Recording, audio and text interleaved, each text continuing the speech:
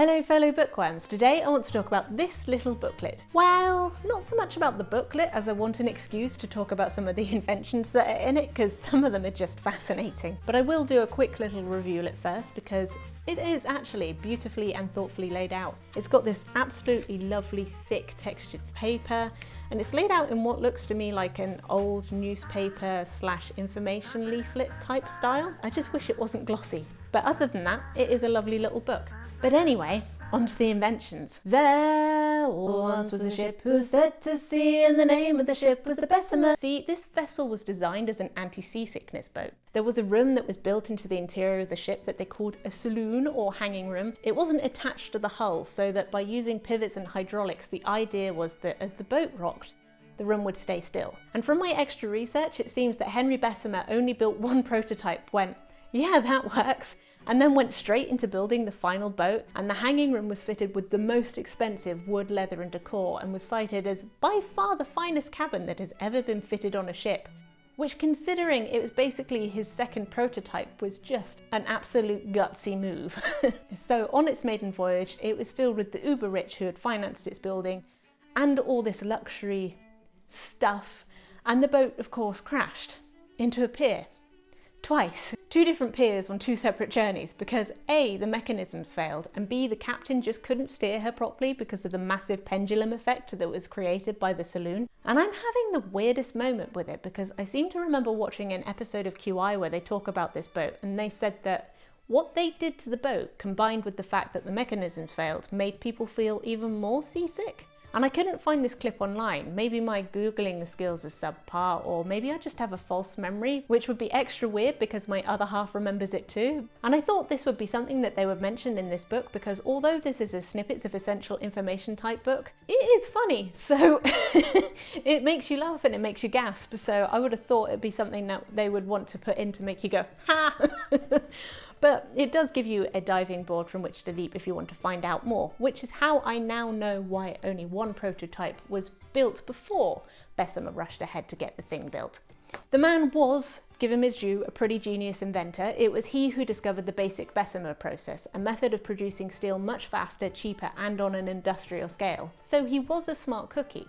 But he travelled a lot and got really badly seasick, so he was desperate to find a solution. But he also needed to hurry because back then things were happening quickly invention-wise.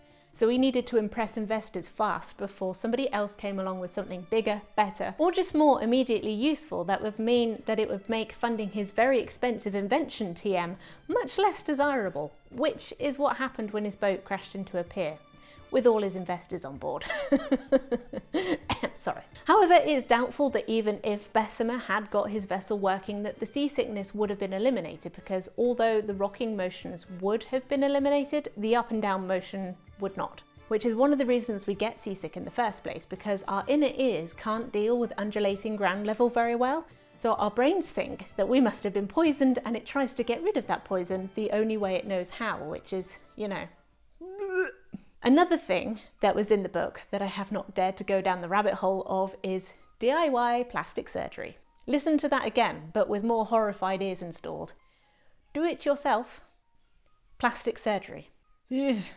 I don't know how many options there were, but the one the book mentioned was to give yourself dimples. The kit came with a specially designed knife with a dainty but very sharp blade, a tiny scoop and a very fine needle. Notice that what doesn't come in this pack, anything to numb the pain, and you would need it, and I won't go into why, but I will flash the image up here quickly and you can pause and read it, but I want to give you the option to not if you're squeamish. Also, nothing to sterilize with, and thread. It doesn't come with thread. I mean, to clarify, just in case, this will not give you dimples, this will just give you a scar. It will scar your face. You won't get dimples.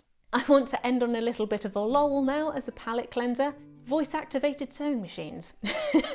So you know Edison, him, so many inventions to his name, some of them stolen. He heard a woman saying that sewing was hard work, think the treadle machine like the one Bernadette Banner uses, so he decided to make a voice-activated one. My rabbit hole dive unearthed this video that says he had been working on a phonometer, a voice-powered engine, and he decided to apply it to the sewing machine, and it did kind of work.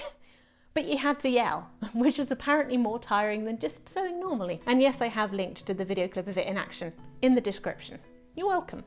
This film is brought to you by me. I have just released a kids book called The Raindrop Ramblers. It's a kids action adventure mystery thing for ages 7 to 12, although I've had plenty of adults enjoy it too. It's about tiny creatures that live in plants and gardens dealing with a drought, but all sorts of other shenanigans are going on.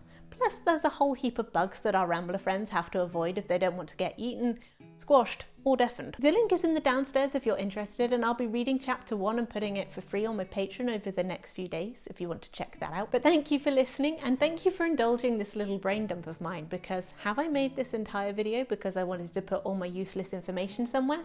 Maybe. Anyway, I hope you have a great time of day you are in. Stay spiffy and give ears to the notification bell if you feel so inclined. Doodles. There once was a ship who set to sea, and the name of the ship was the Bessemer, after Henry, who invented she went to sea and shundered. Soon may the Bessemer come to stop us all from spewing chum. One day when the Bessemer come, she ran into a pier twice.